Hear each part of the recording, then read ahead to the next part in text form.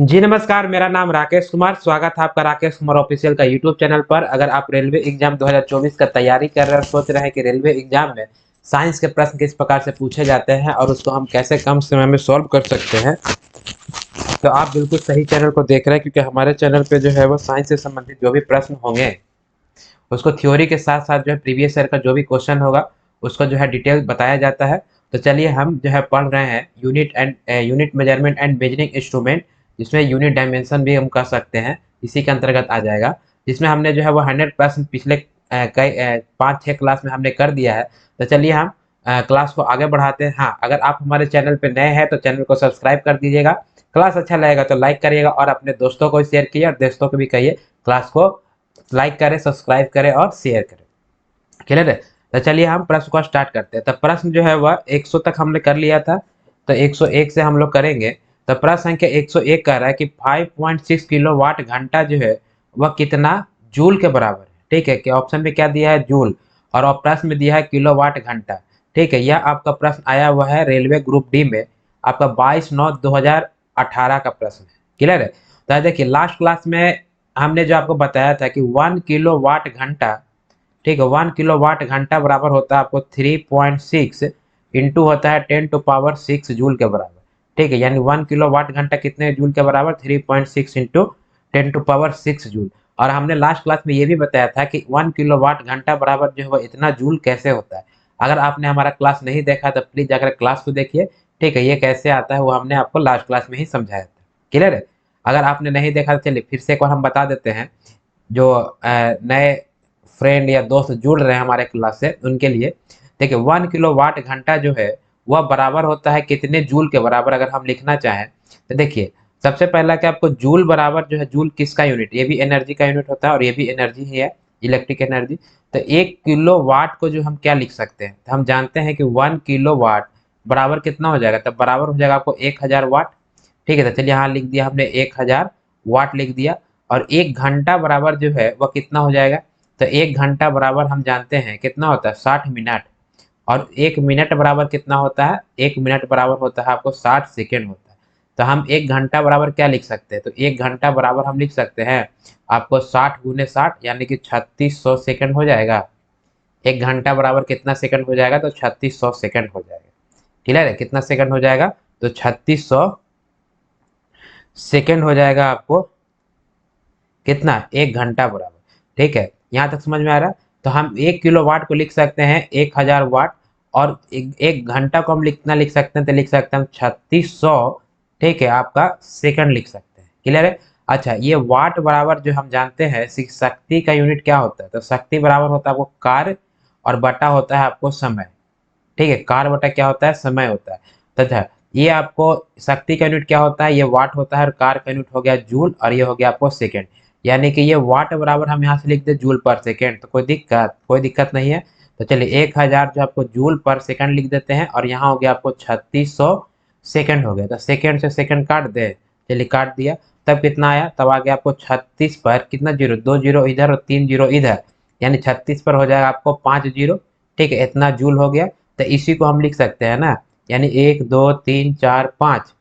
ठीक है, यानी कि 3.6 यहाँ आ जाएगा 6, और इंटू लिख सकते हैं कितना, 6 जूल। यानी कि 1 किलोवाट घंटा बराबर कितना हो जाएगा, तो 1 किलोवाट घंटा बराबर जो है, ठीक है, 1 किलोवाट आवर बराबर हो जाएगा 3.6 इंटू 10⁻6 जूल के बराबर होता है। क्लियर है? तो ये आपको रिलेशन जो आपको याद रखना है, यह प्रश्न में ये बहुत बहुत इंपॉर्टेंट है, स्टार मार्क दे करके रखिए। और इससे प्रश्न जो है मैक्सिमम एग्जाम में पूछे ही जाते हैं। ठीक है, तो आपको 1 किलोवाट घंटा बराबर इतना जूल, तो आपको दे देगा कि आपको 5.6 किलोवाट घंटा है, या कुछ ही मान दे देगा और पूछेगा कि उसका जूल में कितना वैल्यू होगा। तो आप रिलेशन जानते हैं कि 1 किलोवाट आवर बराबर 3.6 इंटू 10⁻6 जूल होता है। तो हम यहाँ पर 5.6 किलोवाट घंटा बराबर कितना हो जाएगा, तो आप एक एक नियम से बना दीजिए। ठीक है, तो 1 किलोवाट घंटा बराबर इतना जूल, तो 5.6 किलोवाट घंटा बराबर कितना जूल हो जाएगा, तो यहाँ हो जाएगा 5.6, और इंटू हो जाएगा 3.6, और इंटू हो जाएगा 10⁻6 जूल के बराबर, और बट्टा में कितना आ जाएगा, बट्टा में 1 आ जाएगा। ठीक है, तो इसको सॉल्व कर दीजिए। तब 5.6 को, क्लियर है, 5.6 को 3.6 से मल्टीप्लाई करिएगा तो कितना आ जाएगा, तब 5.6, चलिए 5.6 को 3.6 से इसको मल्टीप्लाई कीजिएगा, 6 छक 3, 5 छक 30 और 3 33, और ये हो जाएगा 6 तिया 18 और 5 तिया 15 और 1 16। क्लियर है, यानी कि 6 8 3 11 के 1 आता है, 6 3 9 1 10। क्लियर है, यहाँ पर 2, यानी कितना आ जा रहा है, यानी कि दशमलव है, एक अंक इधर एक अंक इधर, तो 2 अंक के बाद दशमलव हो जाएगा। यानी जूल में अगर वैल्यू निकालेंगे तो हो जाएगा 20.16 इंटू कितना हो जाएगा 10⁻6 जूल हो जाएगा, कितने किलोवाट, यानी 5.6 किलोवाट घंटा के बराबर। तो इस प्रकार से जो है आपको किलोवाट घंटा का कुछ वैल्यू देगा, उसको आपको जूल में पूछेगा, तो हम इस प्रकार से हम निकाल सकते हैं। क्लियर है, the right answer to this question क्या हो जाएगा, option A is the right answer. तो आपको ये रिलेशन आपको याद रखना, अगर रिलेशन नहीं भी याद है तो आप जो है ये मेथड से आप निकाल सकते हैं। ठीक है, सिंपल है। और ऐसे भी रेलवे में साइंस के जो प्रश्न पूछे जाते हैं वो काफ़ी इजी प्रश्न पूछे जाते हैं। ठीक है, आपको थोड़ा सा कंसेप्ट क्लियर रहेगा तो आपका प्रश्न आसानी से बनेंगे। तो चलिए, प्रश्न संख्या 102 क्या कह रहा है। प्रश्न संख्या 102 कह रहा है कि 1 न्यूटन जो है वो कितने के बराबर होता है। ठीक है, आपको 1 kg 1 मीटर सेकंड के बराबर, या 1 kg 1 मीटर पर सेकंड के बराबर, या 1 kg 1 मीटर पर सेकंड के बराबर, या 1 kg 1 मीटर सेकंड स्क्वायर के बराबर। ठीक है, प्रश्न पूछा रेलवे ग्रुप डी में। ठीक है, तो ये न्यूटन जो है वह किसका मात्रक होता है बताइए। तो आप कहिएगा फोर्स का मात्रक होता है। ठीक है, हमने आपको बताया था फोर्स बराबर क्या होता है, यानी कि फोर्स का हम हिंदी में लिखते हैं बल। अच्छा, हम जो है इंग्लिश और हिंदी दोनों को लेकर के चल रहे हैं, क्योंकि साइंस में अंग्रेजी जो है वह थोड़ा ज़्यादा आसान होता है हिंदी के रिस्पेक्ट में। तो फिर भी अगर जिनको जो अंग्रेजी में दिक्कत होता है तो उसके लिए हम हिंदी भी लेकर के चलेंगे। तो फोर्स बराबर जो है वो मास इंटू क्या होता है, एक्सलरेशन। ठीक है, मास इंटू एक्सलरेशन, जिसको मास को क्या लिख सकते हैं हम, तो मास को लिख सकते हैं आपको द्रव्यमान, और एक्सलरेशन को लिख सकते हैं त्वरण। बात समझ में आए। और इसी को शॉर्ट फॉर्म में हम लिखते हैं एफ बराबर, ठीक है, एम और इंटू लिखते हैं ए। ये रिलेशन होता है। और इसका यूनिट क्या हो जाएगा, तो इसका यूनिट हो जाएगा आपको न्यूटन। ठीक है, न्यूटन क्या हो जाएगा, न्यूटन जो है इसका यूनिट होगा, जिसको हम कैपिटल एन से रिप्रेजेंट करते हैं। तो कह रहा है कि 1 न्यूटन जो है वो कितने का बराबर होगा। तो देखिए, आप हम जानते हैं कि मास को हम किस में लिखते हैं, तो मास को लिखेंगे केजी में। ठीक है, यहाँ पर कुछ नहीं है तो 1 हो जाएगा। और एक्सलरेशन जो है, यानी कि एक्सलरेशन बराबर क्या होता है, तो एक्सलरेशन जो होता है, the rate of change of velocity is called acceleration, यानी कि मतलब वेग के परिवर्तन के दर को हम क्या कहते हैं, एक्सलरेशन कहते हैं। यानी कि टाइम के रिस्पेक्ट में किसका परिवर्तन होना चाहिए, वेलोसिटी का। ठीक है, वेलोसिटी मतलब वेग का परिवर्तन होगा टाइम के रिस्पेक्ट में, तो उसी को क्या कहते हैं, हम त्वरण कहते हैं, यानी एक्सलरेशन कहते हैं। यहाँ तक समझ में आ रहा है। तो देखिए, वेलोसिटी जो है वह क्या होता है, डिस्प्लेसमेंट बाय टाइम, यानी कि मीटर पर सेकेंड हो जाएगा, और टाइम के लिए सेकंड हो जाएगा। तो यहाँ पर एस नीचे आ जाएगा सेकंड, तो हो जाएगा आपको मीटर पर सेकंड स्क्वायर, यानी एक्सलरेशन का यूनिट क्या हो जाएगा, तो एक्सलरेशन का यूनिट हो जाएगा आपको मीटर पर सेकंड स्क्वायर। यहाँ पुट कर दीजिए, तो ये हो गया मीटर, और नीचे में हो जाएगा आपको सेकंड स्क्वायर हो जाएगा। जब ये स्क्वायर बटा के ऊपर लेके जाएंगे तब क्या लिख सकते हैं हम, तो लिख सकते हैं केजी मीटर सेकंड का पावर -2, यानी कि 1 न्यूटन बराबर कितना लिख सकते हैं, तो 1 न्यूटन बराबर हम लिख सकते हैं, ठीक है, केजी मीटर का पावर मीटर इंटू सेकंड का पावर -2। ठीक है, तो कहाँ है 1 kg, ठीक है, 1 मीटर सेकंड का पावर -2। यहाँ पर आगे में कुछ नहीं है तो इसको हम 1 लिख देंगे, और यहाँ भी हम 1 लिख देंगे, कोई दिक्कत नहीं। ठीक है, तो 1 न्यूटन बराबर कितना होगा, तो 1 kg इंटू 1 मीटर पर सेकंड स्क्वायर। ठीक है, मीटर पर सेकंड स्क्वायर, या सेकंड का पावर -2, क्योंकि बॉटम रहेगा तो ऊपर जाएगा तो क्या हो जाएगा, पावर माइनस में हो जाएगा। ठीक है, यहाँ तक समझने में कोई दिक्कत नहीं है।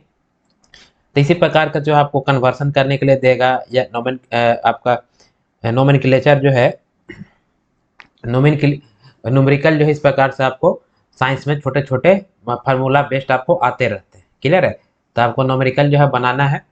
ठीक है, घबराना नहीं है। अगर आपको फिर भी कोई तरह का दिक्कत हो रहा है या डाउट रह जा रहा है तो आप हमारे कमेंट बॉक्स में लिखिए। और ये पहला चैप्टर जो है वह इसलिए थोड़ा सा आपको दिक्कत पता चलता है, क्योंकि इसमें बहुत सारे फार्मूले होते हैं, और ये फोर्स क्या है, मास क्या है, एक्सेलरेशन क्या है, ये सब को याद नहीं करना है। ठीक है, ये सब ऐसा मैं आपको बता दूंगा, समझा दूंगा आम बोल चाल के भाषा, कि फोर्स यानी बल क्या है। जब हम किसी को धक्का दे रहे थे मतलब हम बल लगा रहे हैं, और जिस पर हम धक्का दे रहे हैं वो भी हमारे ऊपर क्या करता है, आपको प्रतिरोध बल लगाता है। इस तरह से जो हम बिल्कुल आम बोलचाल के भाषा में आपको हम साइंस समझा देंगे। याद करने का जहाँ पर जरूरत रहेगा हम आपको जरूरत हम बताएंगे, हाँ इसको याद करना है। क्लियर है, तो 1 न्यूटन बराबर कितना होगा, तो 1 kg इंटू 1 मीटर पर सेकंड का पावर -2 लिख सकते हैं, या पर सेकंड स्क्वायर हो जाएगा। क्लियर है, यानी option B is the right answer. अगला प्रश्न कह रहा है, कह रहा है कि 1 न्यूटन जो है, ठीक है। अगला प्रश्न जो है आपको फिर सेम प्रश्न दे दिया है, ठीक है, कि 1 न्यूटन बराबर जो है वह कितना अब केजी मीटर पर सेकंड स्क्वायर के बराबर होगा, ठीक है। यह 22, 10, 18 में पूछा, और वह कौन से प्रश्न एग्जाम पूछा था, यह 10, 12, 18। अच्छा, अलग अलग टाइम में पूछा हुआ प्रश्न है, ठीक है। तो इसका सॉल्यूशन तभी हमने बताया। तो 1 न्यूटन बराबर कितना हो जाएगा, तो 1 न्यूटन बराबर 1 केजी मीटर, ठीक है, और इंटू सेकंड का पावर -2 होगा, यानी कि B is the right answer. Clear है। अगला देखिए प्रश्न संख्या 104 क्या कह रहा है। प्रश्न संख्या 104 कहता है कि 4.6 किलोवाट घंटा जो है कितना जूल के बराबर होगा। प्रश्न जो है रेलवे ग्रुप डी में पूछा है, 5 दिसंबर 2018 का पूछा हुआ प्रश्न है। तो हम जानते हैं कि 1 किलोवाट घंटा बराबर कितना होता है, तो 1 किलोवाट घंटा बराबर होता है आपको 3.6 इंटू 10 टू पावर होता है 6 जूल के बराबर, ठीक है। आपको जूल में ही पूछ रहा है, और जूल को हम कैपिटल जे के द्वारा भी रिप्रेजेंट करते हैं। यह आपको एनर्जी यानी ऊर्जा का मात्रक है। तो 1 किलोवाट घंटा बराबर 3.6 इंटू 10 टू पावर 6 जूल। तो दिया हुआ कितना, तो दिया हुआ 4.6 किलोवाट घंटा। तो 4.6 किलोवाट घंटा निकाल लीजिए मान। तो 4.6 इंटू कितना हो जाएगा 3.6 और बटा 1 और इंटू 10 टू पावर 6 गुना कर दिए, जो वैल्यू आएगा वही आपको जूल में वैल्यू आ जाएगा। तो 4.6 को 3.6 से मल्टीप्लाई कर दीजिए, तो 6×6 = 36 के 3, 6×4 = 24 और 3, तो 24 और 3 27 हो जाएगा। 6×3 = 18 के 8, हाथ में बचा 1, 4×3 = 12 और 1 13 हो जाएगा। यानी कि 6, 8, 7, 15 के 5, हाथ में बचा 1 और ये 6 और ये 1, यानी कितना आ जाएगा 16.15 आ जाएगा।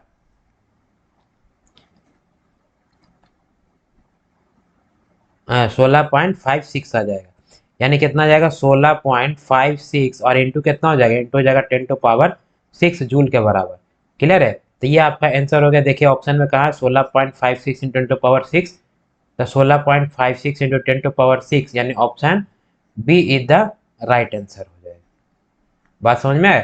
तो इस प्रकार से जब किलोवाट घंटा को किस में कन्वर्सन करना है, जूल में कन्वर्सन करना रहता है, ठीक है। फिर वो आपको सेम प्रश्न है, खाली डाटा अलग है। तो 2 पॉइंट आप भी जो है प्रश्न बनाने के लिए जब हम पढ़ा रहे हैं तो आप कॉपी कलम लेकर के बैठिए, क्योंकि न्यूमेरिकल प्रश्न जो है वो आप अगर साथ साथ में बनाएंगे क्योंकि देखिए मैं मैक्सिमम क्वेश्चन अपने क्लास में इसलिए रखता हूँ ताकि इससे जो है आपका रिपीट मतलब रिपीट करके बनाएंगे तो आपका प्रैक्टिस होगा तो स्पीड जो है आपको बढ़ेगा और कॉन्फिडेंस भी आपको आएगा।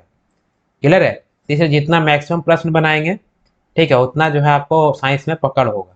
तो 2 किलोवाट घंटा बराबर जो है कितना जूल, तो अभी हम जानते हैं कि 1 किलोवाट घंटा बराबर कितना 1 किलोवाट आवर बराबर होता है 3.6 इंटू 10 टू पावर 6 जूल के बराबर। तो आपको 2 किलोवाट आवर बराबर पूछ रहा है, तो 2 इंटू कितना हो जाएगा 3.6 और इंटू हो जाएगा 10 टू पावर 6 जूल और बटा में हो जाएगा 1।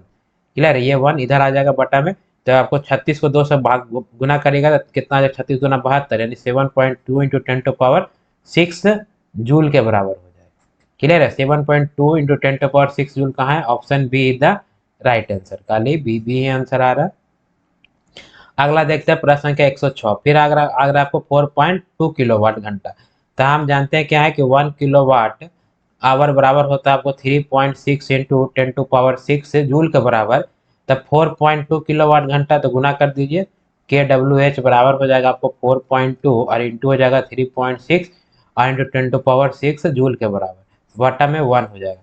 तो गुना कर दीजिए, तब 4.2 और इंटू हो जाएगा 3.6 मल्टीप्लाई करिएगा, तो 6 दूना 12 और 6 चौको 24 और 1 25 और ये हो जाएगा आपको द्वितीय 6 और ये चौथिया हो जाएगा 12, यानी कि 2 6 5 11 ये 5 और ये 1, ठीक है। 10.2 अंक के बाद हो जाएगा यानी 15.12, यानी कि आ जाएगा आपको 15.12 इंटू 10 टू पावर कितना 10 टू पावर 6 जूल के बराबर हो जाए। ऑप्शन है option B is the right answer. खाली बी आ रहा है। क्लियर है। अगला देखते हैं प्रश्न संख्या 107।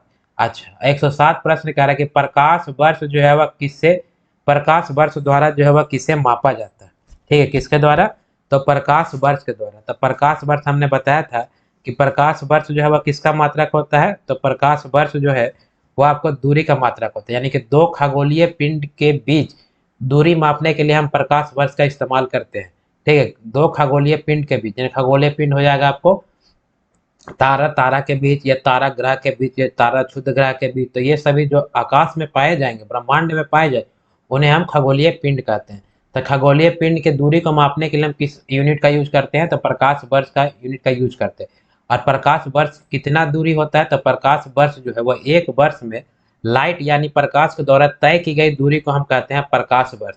और प्रकाश वर्ष का जो है आपको एक प्रकाश वर्ष बराबर अगर देखेंगे तो यह कितने का बराबर होता है? तो आपको 1 प्रकाश वर्ष, या इसी को हम क्या कह सकते हैं? लाइट ईयर कह सकते हैं। ठीक है, क्या कह सकते हैं? Light year. यानी कि 1 लाइट ईयर बराबर जो है वह कितना किलोमीटर या मीटर के बराबर होता है? तो अगर किलोमीटर में देखेंगे तो आपको हो जाएगा 9.46 और इंटू हो जाएगा 10 टू पावर आपको 12 किलोमीटर के बराबर। कहीं कहीं पर यहीं पे जब आपको मीटर दिया हुआ रहेगा तो मीटर में कोई दिक्कत नहीं है, पावर में 3 बढ़ जाएगा, क्योंकि 1 किलोमीटर बराबर कितना? 1000 मीटर होता है। तो यानी 9.46 और इंटू हो जाएगा 10 टू पावर 15, ये आपको मीटर के बराबर। बात समझ में आए? तो 1 लाइट ईयर या 1 प्रकाश वर्ष बराबर कितना किलोमीटर? तो 9.46 इंटू 10 टू पावर, ठीक है, 12 किलोमीटर के बराबर हो जाएगा। ठीक, और यह किसकी दूरी, ये किससे मापा जाता है? तो इसे जो है आपको दूरी को मापा जाता है। और किसकी दूरी? तो आपको खगोलीय पिंड की दूरी। बात समझ में आया? खगोलीय पिंड की दूरी। खगोलीय पिंड समझ रहे हैं, जो आपको ब्रह्मांड में पाया जाएगा। क्लियर है? तो प्रकाश वर्ष द्वारा किसे मापा जाता है? तो दूरी को मापा जाता है। आगे बढ़ते हैं, प्रश्न संख्या 108 क्या कहता है? प्रश्न संख्या 108 कह रहा है कि 1 नैनोमीटर बराबर कितना होता है? ठीक है, तो आपको हमने लास्ट क्लास में बताया था कि आपको deci, centi, milli, micro, nano, pico, femto, atto याद है कुछ? ठीक है, तो डेसी का मतलब हो गया आपको 10 टू पावर 1, डेसी सेंटी का पावर हो गया आपको 10 to power -2, milli 10 to power -3, milli micron, nano और पिको और फेम्टो। ठीक है, तो आपको 1 नैनोमीटर बराबर कितना मीटर के बराबर होगा? तो नैनो का मतलब हुई होता है आपको 10 टू पावर क्या हो जाएगा? -9 हो जाएगा। कितना हो जाएगा? 10 टू पावर -9 हो जाएगा। तो 1 नैनोमीटर बराबर कितना मीटर हो जाएगा? तो 1 नैनोमीटर बराबर जो है, ठीक है, आपको 10 टू पावर -9 मीटर के बराबर हो जाएगा।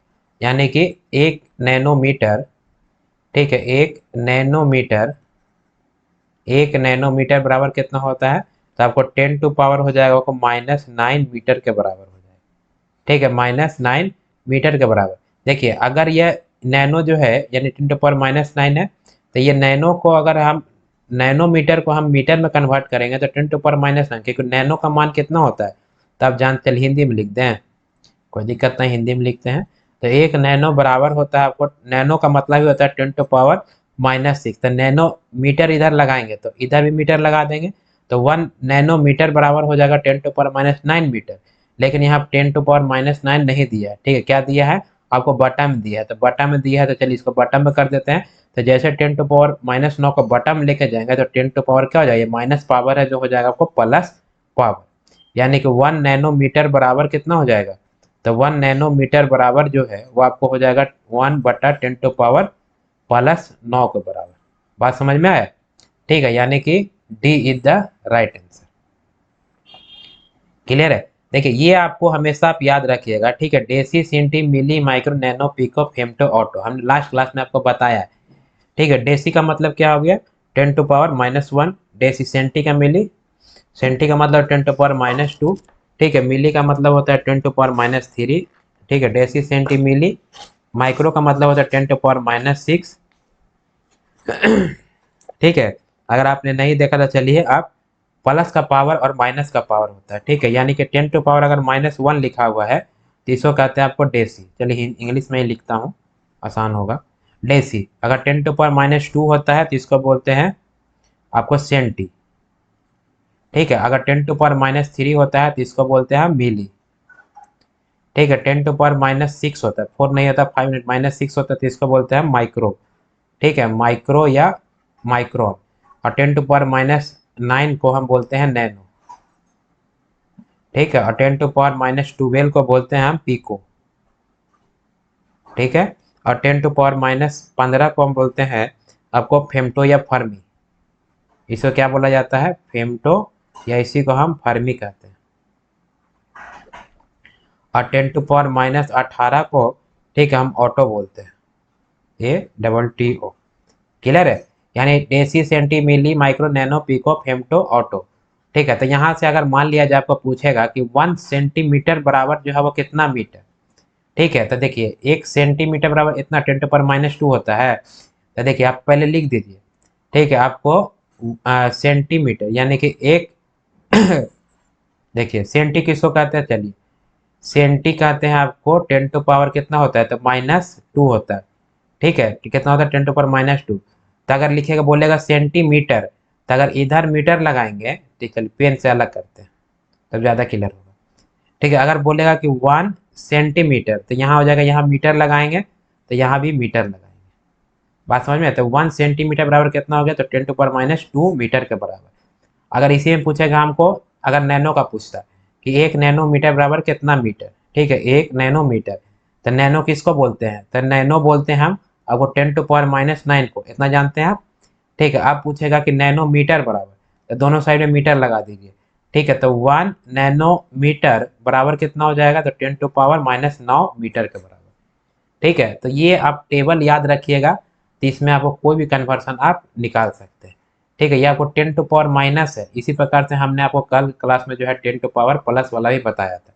ठीक है, जिसमें 10⁻1 रहेगा तो उसको हम डेका बोलते हैं, 10⁻2 रहेगा तो हेक्टो बोलेंगे, 10⁻3 रहेगा तो किलो बोलेंगे, 10⁻6 रहेगा तो मेगा, 10⁻9 को गीगा, 10⁻12 को टेरा, 10⁻15 को पेटा और 10⁻18 को एक्सा। क्लियर है?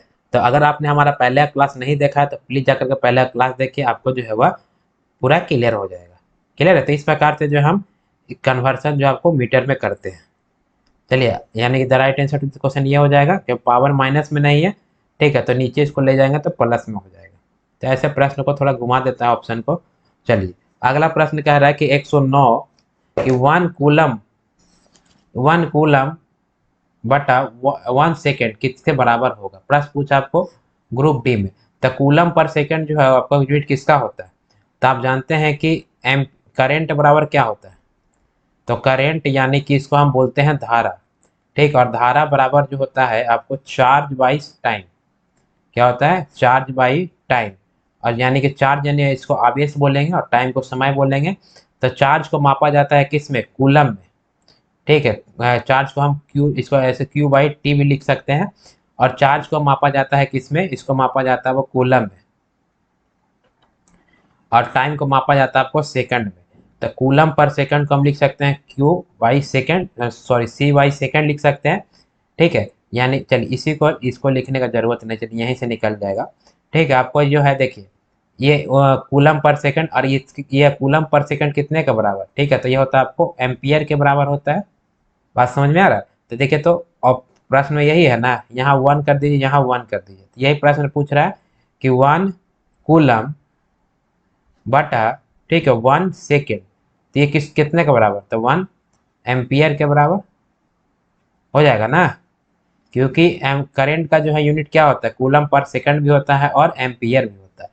ठीक है, तो 1 कूलम पर सेकंड को हम लिख सकते हैं कितने के बराबर, तो 1 एम्पियर के बराबर। यानी कि बी क्या हो जाएगा, इज द राइट आंसर हो जाएगा। बात समझ में आया? यानी कि 1 कूलम पर सेकंड बराबर कितना हो जाएगा, 1 एम्पियर के बराबर। अच्छा, और ऑप्शन जो दिया है इसका यूनिट आपको पता है, इसका वोल्ट को किसका यूनिट होता है, तो विभवांतर का, यानी पोटेंशियल डिफरेंस का। आपको हमने बताया था ओम किसका यूनिट होता है, रेजिस्टेंस का, यानी कि प्रतिरोध का। और वाट किसका यूनिट होता है, यानी पावर, यानी कि शक्ति का। क्लियर है? चलिए, अगला प्रश्न देखते हैं। प्रश्न संख्या 110 क्या कर रहा है। प्रश्न संख्या 110 कह रहा है कि 1 पिकोमीटर बराबर कितना मीटर के बराबर। ठीक है, तो पिको का मतलब क्या हो गया, तो पिको का मतलब हो गया आपको 10 टू पावर क्या, 10⁻⁻12। तो चलिए यहाँ लिखिए पहले पिको। पिको बराबर क्या होता है, 10 टू पावर होता है -12। अभी हमने पीछे टेबल बताया आपको।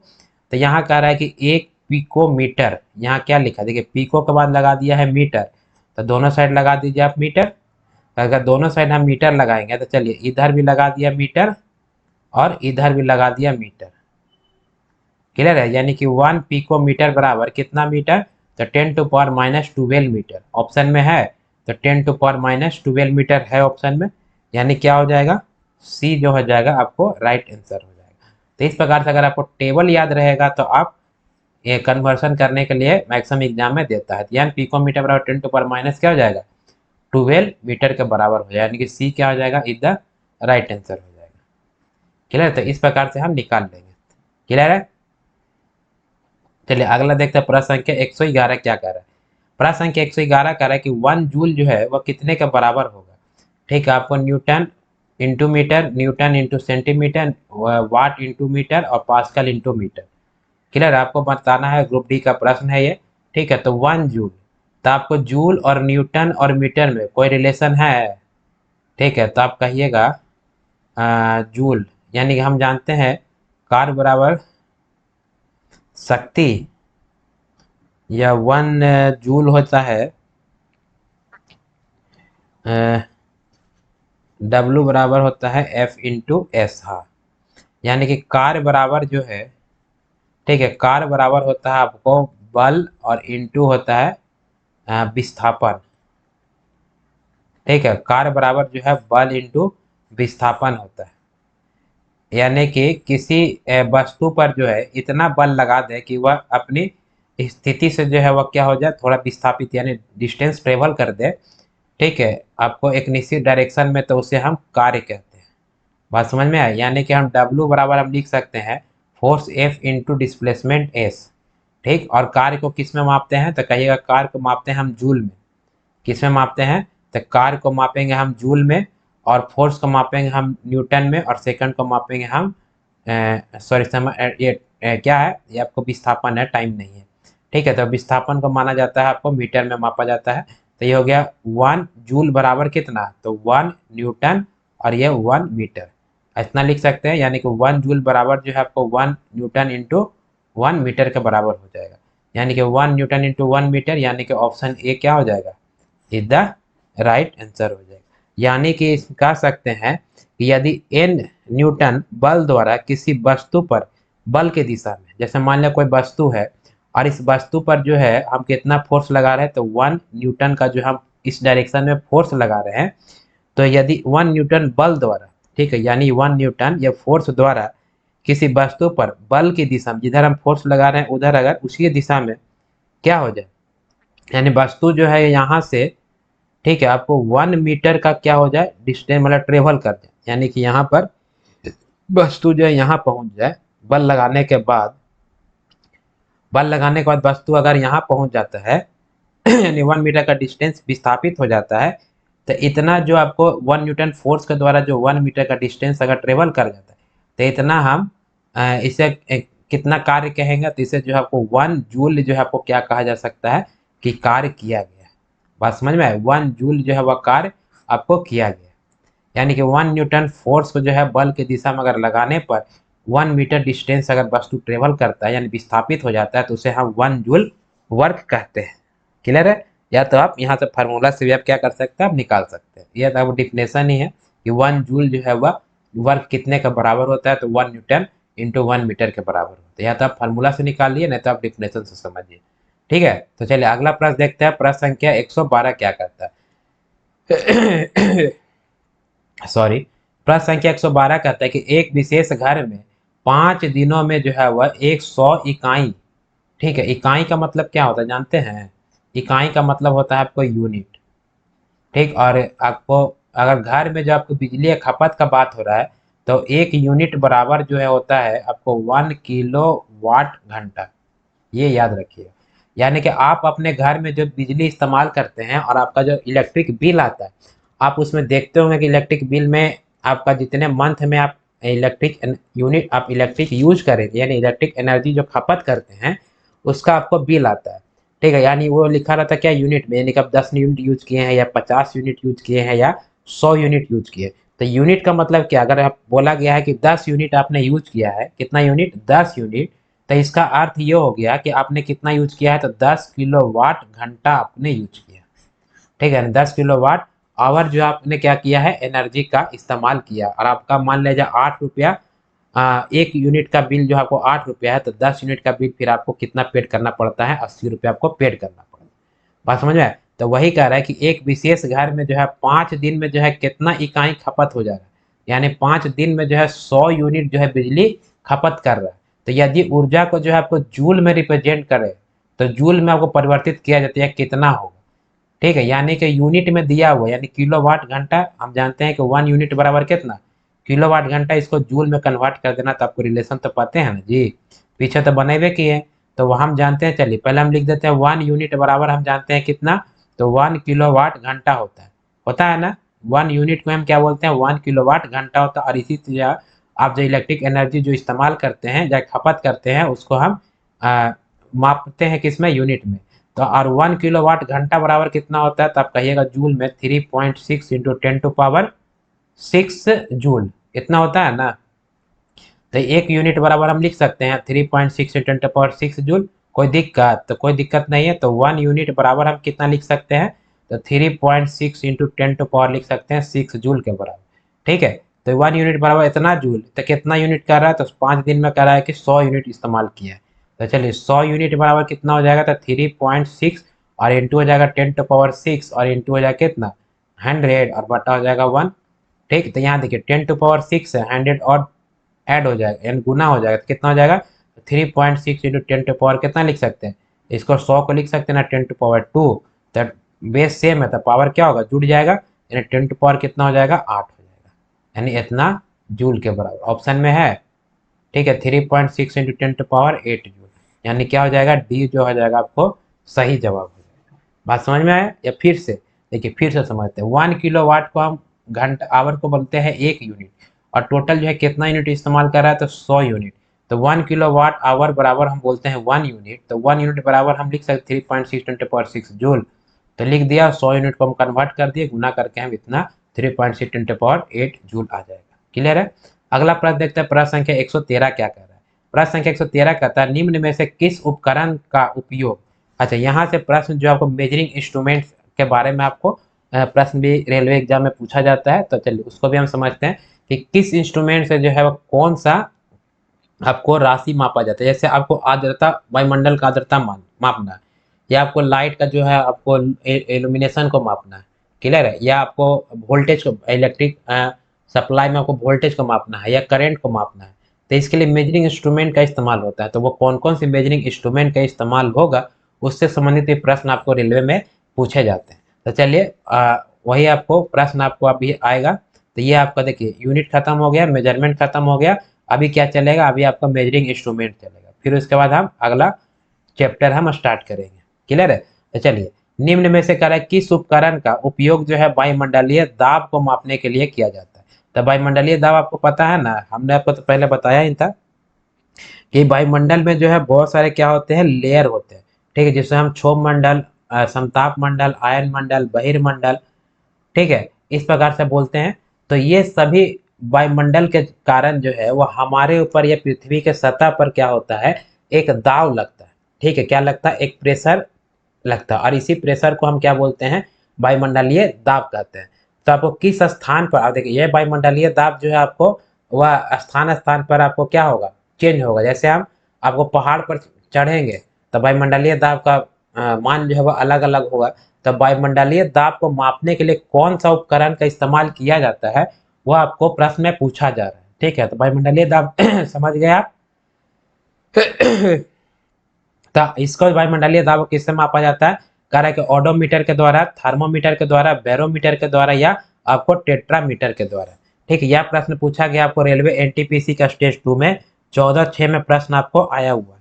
तो देखिए ओडोमीटर के द्वारा क्या मापा जाता है, आपको पूछ रहा है वायुमंडलीय दाब के बराबर। तो वायुमंडलीय दाब जो है वो आपको किससे मापा जाता है, तो बैरोमीटर के द्वारा। ठीक है, बैरोमीटर के द्वारा क्या मापा जाता है, तो वायुमंडलीय दाब को मापा जाता है। ठीक है, वायुमंडलीय दाब को मापने के लिए कौन सा उपकरण इस्तेमाल करते हैं, तो आपको बैरोमीटर।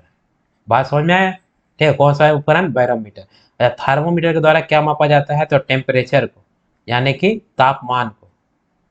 जैसे आपका जो है जैसे फीवर होता है, तो फीवर होता है तो आपका फीवर किससे मापा जाता है, थर्मोमीटर से। तो थर्मोमीटर का किसका इस्तेमाल किसके लिए होता है, तो आपको तापमान को मापने के लिए, शरीर का तापमान मापने के लिए। ठीक है, ऑडोमीटर का जो आपको इस्तेमाल किया जाता है वाहन द्वारा चली गई दूरी मापने के लिए। ठीक है, यानी कि ऑडोमीटर का इस्तेमाल किसके लिए किया जाता है, तो जो आपको गाड़ी होता है ना, यानी जैसे कार हो गया, बाइक हो गया, तो वह बाइक जो है कितना दूर देखते हैं आप, बाइक में या 4 व्हीलर में आपको जो है जहाँ पे स्पीड बताता है। ठीक है, यानी कि यहाँ पर आपको यह 0 रहता है। ठीक है, फिर आपका 20 रहेगा, 40 रहेगा, 50 रहेगा, 60 रहेगा, या 70 रहेगा, या 80 रहता है, ऐसे रहता है। और एक कटवा जो है जैसे स्पीडवा बढ़ाइएगा तो ये कटवा क्या होगा, वो ऊपर की ओर उठता है। ठीक है, 50 का स्पीड में चल रहा है कि 60 का स्पीड, आपको किलोमीटर पर घंटा का स्पीड रहता है यूनिट में। बात समझ में आए? तो आप जैसे मान लिया कि एक दिन में जब आपको 10 किलोमीटर चलाए, तो यहाँ पर आप देखिएगा कि एक जगह पर लिखाएगा कि 10 किलोमीटर टोटल आप चलाए हैं। ठीक है, फिर दूसरा दिन 15 किलोमीटर और चलाए, तो यह फिर 10 जो है कितना हो जाएगा, आपको टोटल 25 हो जाएगा। फिर आप कहेगा कि तीसरा दिन जो है 50 मीटर और चलाए, तो 25 और 50 हो जाएगा आपको 75 मीटर। तो ये जो आपको जितना दूरी आप गाड़ी चलाइएगा, ठीक है, ये आपको बढ़ते जा रहा है मीटर डिस्टेंस। ठीक है, तो ये आपको किससे ये मपा रहा है, कैसे, ये कैसे मेजरमेंट हो रहा है, तो इसी का मेजरमेंट जो है वह ऑडोमीटर के द्वारा होता है। बात समझ में आया? ठीक है, यानी ऑडोमीटर के द्वारा हम किससे मापते हैं, तो ऑडोमीटर के द्वारा वाहन द्वारा, चलिए, ठीक है, ऑडोमीटर के द्वारा किसको मापते हैं, तो ऑडोमीटर के द्वारा हम मापते हैं, ठीक है, वो वाहन द्वारा चली गई दूरी मापने में। ठीक है, वाहन द्वारा चली गई दूरी, यानी कितना दूरी जो है वह गाड़ी हमारा चला है, उसकी दूरी मापने के लिए हम इस्तेमाल करते हैं किसका, ऑडोमीटर का। ठीक है, ऑडोमीटर के लिए हम इस ऑडोमीटर का इस्तेमाल करते हैं वाहन द्वारा चली गई दूरी को मापने के लिए। बात समझ में आ गया? ठीक है, टेट्रामीटर का इस्तेमाल किस लिए किया जाता है? ठीक है, टेट्रामीटर ऑडोमीटर हो गया, थर्मोमीटर हो गया, बैरोमीटर। ऑडोमीटर, थर्मोमीटर, ठीक है, बैरोमीटर। टेट्रामीटर क्या होता है? टेट्रामीटर कुछ नहीं होता, ये मेरे जानकारी में नहीं है, ऐसा नाम ही नहीं सुने हम, टेट्रामीटर। क्लियर है? एक होता है हाइग्रोमीटर, तो हाइग्रोमीटर से जो है आपको वायुमंडल की आर्द्रता को मापा जाता है। टेट्रामीटर पता नहीं, चलिए, अगर मालूम चलता तो हम आपको बताते हैं। ठीक है, यानी ऑडोमीटर द्वारा वाहन द्वारा चली गई दूरी को मापा जाता है, थर्मोमीटर के द्वारा टेम्परेचर को मापा जाता है, और बैरोमीटर के द्वारा वायुमंडलीय दाब को होता है। प्रश्न पूछ रहा था वायुमंडलीय दाब को मापने के लिए किस उपकरण का इस्तेमाल करते हैं, तो बैरोमीटर, बैरोमीटर हो जाएगा, यानी कि डी क्या हो जाएगा, आपको सही जवाब हो जाएगा। चलिए अगला प्रश्न देखते हैं, प्रश्न संख्या 114 क्या कहता है। तो प्रश्न संख्या 114 कह रहा है कि हाइग्रोमीटर, ठीक है, हाइग्रोमीटर जो है वह, हाइग्रोमीटर से क्या मापा जाता है, उष्मा मापते हैं, यानी तापमान को, बल को मापते हैं, या आर्द्रता मापते हैं, या विकिरण मापते हैं। प्रश्न पूछा आपको रेलवे एनटीपीसी 27/1/2021 में आया हुआ प्रश्न है। ठीक है, तो आपको हाइग्रोमीटर के द्वारा जो है, हाइग्रोमीटर के द्वारा आप देखते होंगे कि वायुमंडल में जो है बहुत ही ज्यादा नमी होता है। ठीक है, यानी कि आर्द्रता होता है, यानी कि वायुमंडल के आर्द्रता को मापने के लिए, ठीक है, यानी कि वायुमंडल के आर्द्रता को मापने के लिए, ठीक है, आर्द्रता को मापने के लिए हम किसका इस्तेमाल करते हैं, तो हाइग्रोमीटर का इस्तेमाल किया जाता है। ठीक, आप देखते हो कि जब बारिश का मौसम होता है ना, तो वायुमंडल में जो है वह मॉइस्चर बहुत ज्यादा हो जाता है, या बोलते हैं नमी बहुत ज्यादा, आर्द्रता बहुत ज्यादा हो जाता है, या जहाँ पे बारिश बहुत अधिक होता है वहाँ वायुमंडल में आपको आर्द्रता अधिक देखने को मिलेगी। तो कितना आर्द्रता है या कितना ड्राई मतलब मौसम है, या आर्द्रता वाला मौसम है, तो उसको हम मापते हैं किसके द्वारा, तो उसको मापा जाता है आपको हाइग्रोमीटर के द्वारा। किसके द्वारा मापा जाता है, हाइग्रोमीटर के द्वारा। तो हाइग्रोमीटर के द्वारा क्या मापा जाता है, तो वायुमंडल का आर्द्रता मापा जाता है। आर्द्रता समझ में आ रहा है ना? ठीक है, आर्द्रता का मतलब नमी हो गया। क्लियर है? ठीक है, वायुमंडल की आर्द्रता का मतलब हो गया आपको नमी। ठीक है, उष्मा का मतलब अगर वस्तु का ताप मापना है तो इसको हम किसके द्वारा, थर्मोमीटर के द्वारा। ठीक है, तो इसको उष्मा को माप लेंगे हम थर्मोमीटर के द्वारा। बात समझ, थर्मोमीटर के द्वारा। और उसमें विकिरण को जो आपको मापा जाता है बोलोमीटर के द्वारा। किसके द्वारा, बोलोमीटर के द्वारा। क्लियर है? तो ये सब आपको याद रखना है कि विकिरण को किससे मापते हैं, आर्द्रता को किससे मापते हैं, उष्मा यानी टेम्परेचर को किसमें मापते हैं, तो ये सभी उपकरण होते हैं। क्लियर है? इससे प्रश्न जो है आपको आते हैं, तो इसलिए हमने यहाँ पे प्रश्न को रखा है। तो चलिए अगला देखते हैं, प्रश्न संख्या 115 क्या कहता है। कह रहा है कौन सा यंत्र जो है समुद्र के स्तर से ऊपर की वस्तुओं को देखने के लिए पनडुब्बी में प्रयोग किया जाता है। ठीक है, देखिए ये पनडुब्बी जो है वो क्या होता है, पानी के अंदर अंदर चलता है। ठीक है, जैसे बड़े बड़े समुद्र में जो है, जैसे मान लीजिए ये समुद्र है, ठीक है, तो ये आप मूवी वगैरह में आप देखे होंगे कि ये आपका पनडुब्बी होता है। ठीक, और ये पनडुब्बी जो है ये आपको पानी के अंदर अंदर ही चलता है। क्लियर है? ये क्या होगा, पानी, समुद्र है तो पानी के अंदर अंदर चलता है। तो वही प्रश्न कह रहा है कि कौन सा यंत्र समुद्र के स्तर से ऊपर ठीक है, वस्तुओं को देखने के लिए पनडुब्बी में प्रयोग किया जाए। तो ये तो जल के अंदर है, ठीक है। तो यहाँ पर मान लें कि सामने ऐसे तो रडार रहता है इसमें, ठीक है। यह रडार से पता चलता है कि सामने कोई वस्तु आ रहा है या नहीं आ रहा है, ठीक है। यह सभी रडार पे सिस्टम पे चला। और जैसे आप पानी के अंदर है तो कौन डायरेक्शन में जा रहा है थोड़ी ना मालूम चलेगा। तो उसके लिए हम ये नॉर्थ और ये साउथ और ये ईस्ट और ये वेस्ट, ठीक है, इस प्रकार से जो है मतलब कि दिशा दिखाने के लिए इसको क्या बोलते हैं, जो दिशा सूचक यंत्र होता है जो आपको दिशा बताता है कि कौन डायरेक्शन में आप जा रहे हैं।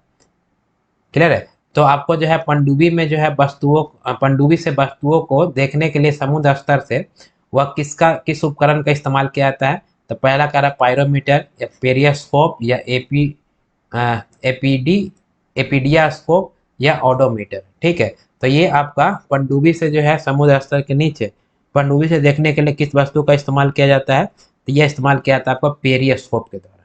यानी कि पेरियोस्कोप के द्वारा हम समुद्र के स्तर से ऊपर की वस्तुओं को देखने के लिए हम पनडुब्बी में क्या करते हैं, प्रयोग करते हैं। किसका इस्तेमाल करते हैं, तो पेरिस्कोप का इस्तेमाल करते हैं। बात समझ में आया, किसका इस्तेमाल करेंगे, तो पेरिस्कोप का इस्तेमाल करते हैं।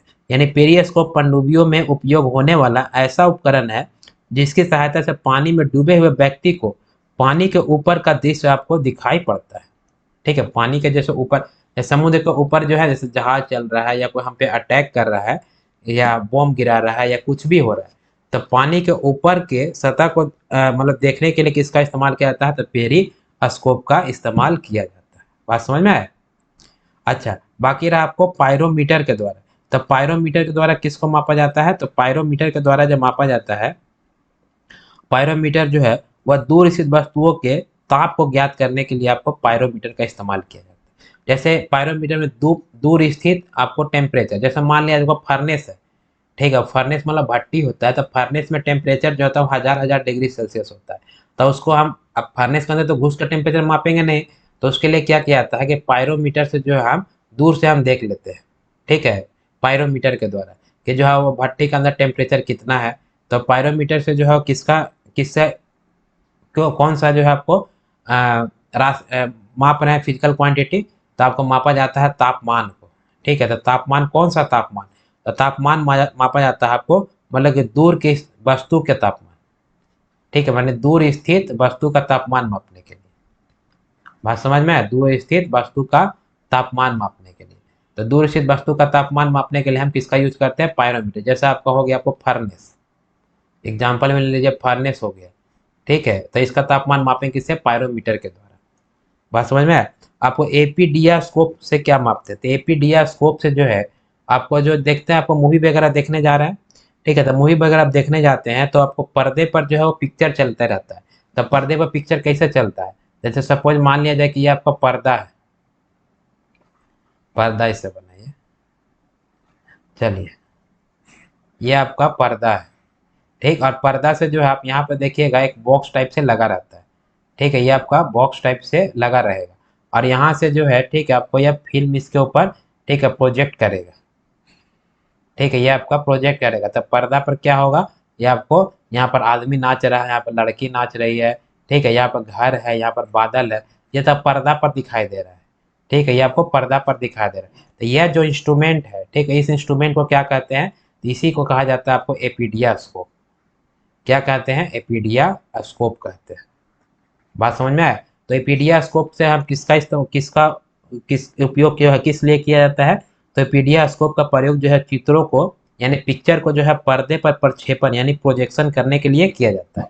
बात समझ में आया। और ऑडोमीटर का इस्तेमाल किस लिए करते हैं हम, तो ऑडोमीटर का इस्तेमाल किया जाता है आपको, ठीक है, गाड़ी चली द्वारा दूरी मापने के लिए। पीछे प्रश्न में आया था, यानी कि गाड़ी द्वारा जो जितना दूरी तय करता है ना, माने कि तय की गई दूरी गाड़ी द्वारा, ठीक है, तय की गई दूरी कि 10 किलोमीटर चला है, तय की गई दूरी, ठीक है, 10 किलोमीटर चला है कि 100 किलोमीटर चला है या 50 किलोमीटर चला है।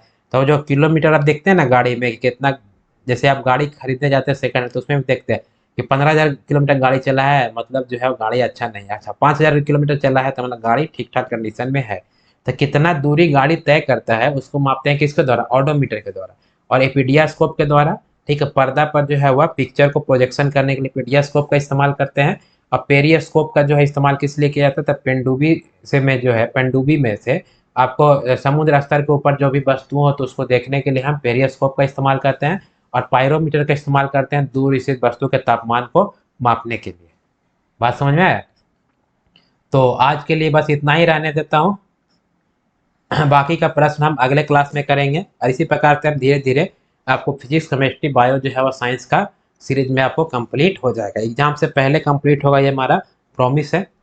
अगर जो है एग्जाम अभी डेट तो डिक्लेयर नहीं हुआ, लेकिन जैसे अगर डेट डिक्लेयर होता है और कम समय भी देता है तो फिर भी हम क्वेश्चन जो है वो थोड़ा स्पीड में लेके चलेंगे। लेकिन अभी हम कम पढ़ेंगे लेकिन अच्छे से पढ़ेंगे, ताकि प्रश्न जो है इस टॉपिक से छूटना नहीं चाहिए।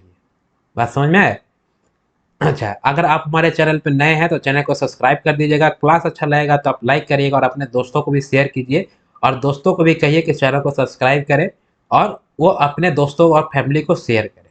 क्लियर है? यानी कि क्लास को जो है जितना आप स्प्रेड कर सकते हैं आप उतना स्प्रेड कीजिए, क्योंकि हम आपके लिए इतना मेहनत कर रहे हैं, तो आपका भी फर्ज बनता है कि आप भी थोड़ा सा जो है चैनल को क्या कीजिए, सपोर्ट कीजिए, क्योंकि चैनल हमारा भी नया नया चल रहा है, स्टार्ट किया हूँ मैं।